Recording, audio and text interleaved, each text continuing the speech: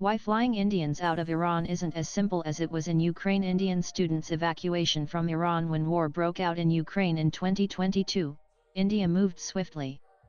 Within weeks, over 22,000 Indian students and citizens were flown out under Operation Gunga, a massive governmental airlift that became a model for crisis evacuations. More than 90 flights, including 14 Indian Air Force sorties, operated from neighboring countries like Poland, Hungary, and Romania.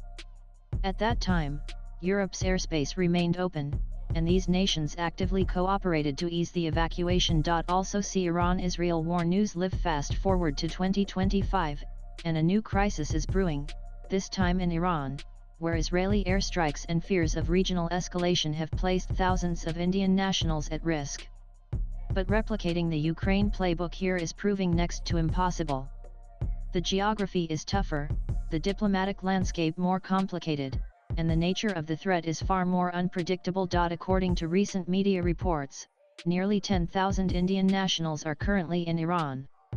Of these, approximately 6,000 are students, while the rest include professionals, pilgrims, and those working in shipping and allied sectors. None of the biggest reasons India could evacuate so many people from Ukraine was geography. Ukraine borders several friendly nations, and most of its western regions were not targeted in the early stages of the war. Students and workers could simply board buses or trains and reach border checkpoints, where Indian officials helped them cross into safer countries. From there, evacuation flights were quick and coordinated. Iran, however, offers no such luxury. Its neighbors include Pakistan and Afghanistan to the east, both diplomatically difficult, and neither viable for a safe civilian crossing.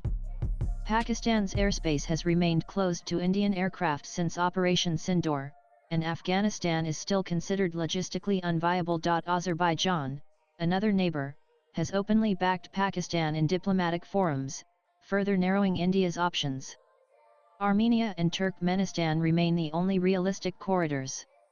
Armenia, in particular, has emerged as the preferred route due to its stable ties with India, geographic proximity to northern Iran, and relative neutrality in the conflict.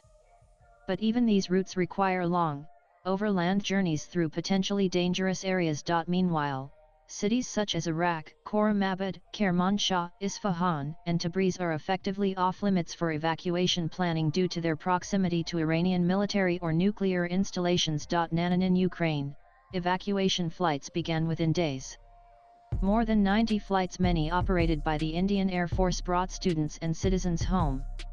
Prime Minister Narendra Modi publicly thanked partner nations, and the government ran a visible, high-profile operation with constant updates. Iran tells a different story.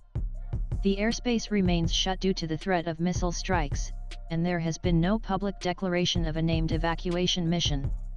As per reports, this is a deliberate decision. A quiet, low-profile operation is seen as the safer path in an already volatile region. So far, around 110 Indian students have crossed into Armenia by road. Another 600 to 700 people have been moved from Tehran to safer locations within Iran, such as Qom, which is currently seen as a low-risk city. But there are no planes waiting on tarmacs. No big announcements. Just a cautious, ground-level operation. And what makes things harder is that Iran's internal infrastructure isn't built for large-scale movement during a crisis. In Ukraine, trains and roads stayed operational for much of the war. In Iran, many roads are dotted with military checkpoints. Fuel is hard to find.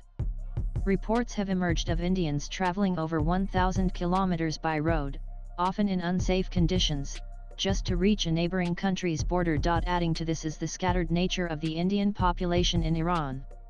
Unlike Ukraine, where students were concentrated in specific cities, Indian nationals in Iran are spread across multiple regions: Tehran, Qom, Urmia, Isfahan, Kerman, and Tabriz, some of which are dangerously close to nuclear or military installations.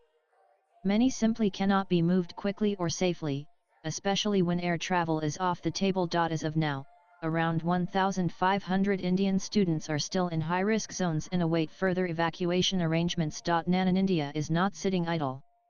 Behind the scenes, New Delhi is in touch with multiple governments, including Armenia, Turkmenistan, the UAE, and Azerbaijan, to explore safe passage for Indian nationals. The Indian Embassy in Tehran has issued multiple advisories urging citizens, especially those in the capital, to leave using their own transport wherever possible, due to limited evacuation infrastructure. Emergency helplines are active, and a 247 control room has been set up to monitor developments and coordinate responses. But unlike Europe, where cooperation was seamless and the political cost was low, West Asia is a different battlefield, both literally and diplomatically.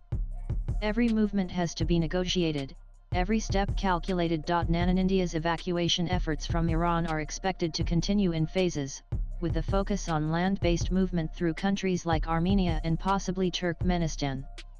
Additional groups of Indian nationals, including students still in cities like Tehran, Isfahan, and Tabriz, are likely to be relocated to safer zones or moved toward exit points as and when security conditions allow. Swipe left for next video. While there is currently no indication of an airlift operation on the scale of Operation Gunga, officials are closely monitoring the situation and coordinating with neighboring governments to keep evacuation channels open. For now, the priority remains the safe and steady movement of citizens, without attracting unnecessary attention or triggering regional complications. More groups are expected to be evacuated in the coming days, depending on how the security and diplomatic equations evolve. Latest blogs.